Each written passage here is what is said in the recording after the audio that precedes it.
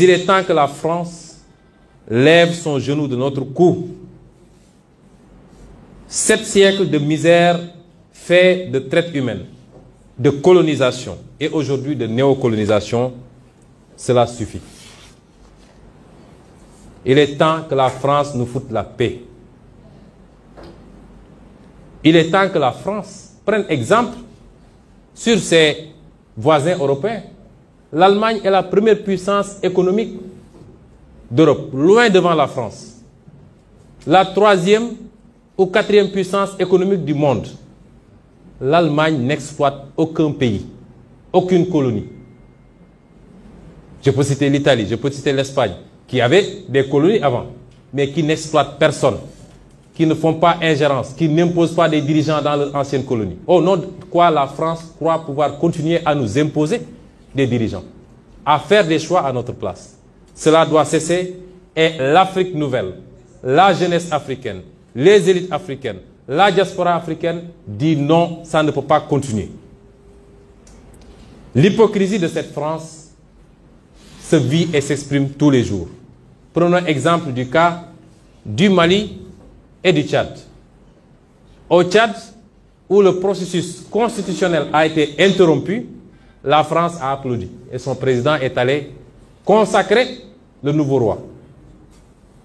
Au Mali, où ce n'est pas le processus constitutionnel qui a été interrompu, mais le processus de transition, la France a condamné et même a pris ses clics et ses claques pour dire qu'elle quitte le Mali. Ça, c'est de l'hypocrisie. C'est le 2 poids, 2 mesures. C'est le double langage que la France tient en Afrique.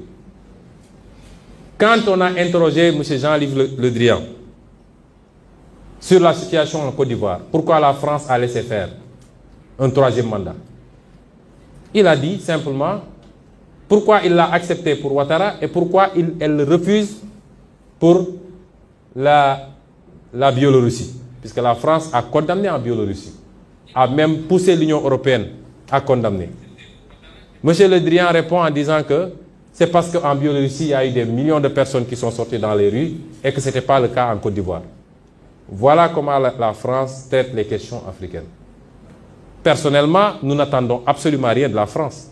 Nous voulons qu'elle cesse de s'ingérer dans nos affaires. Que le peuple sénégalais puisse avoir le droit de choisir librement. Et non pas parce que la France a choisi un candidat, avec les méthodes qu'on connaît. On commence par cibler les gens, on les décore dans des légions d'honneur ou dans je ne sais quel autre grade, chevalier de je ne sais quoi. On les inscrit dans des loges maçonniques et on leur dit préparez-vous, ce sera vous après.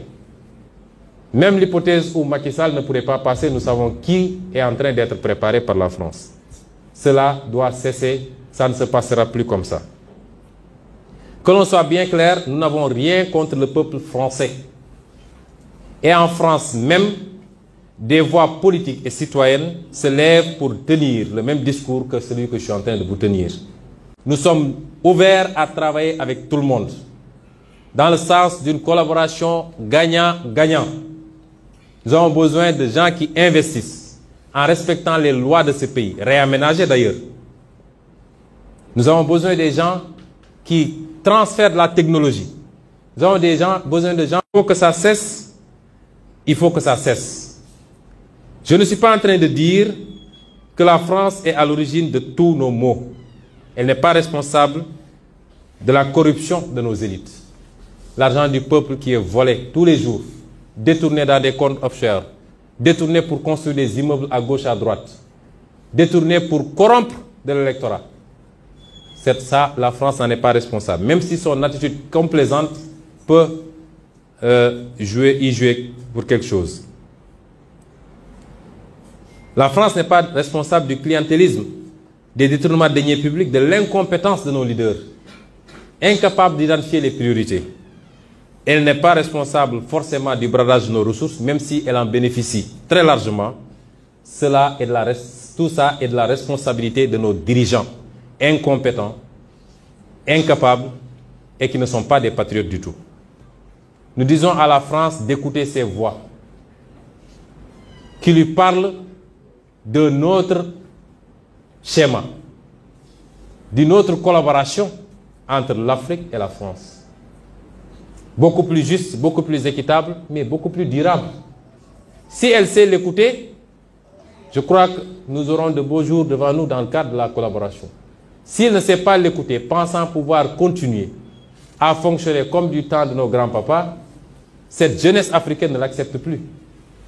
Il faut que la France se prépare à une rupture définitive et à quitter l'Afrique.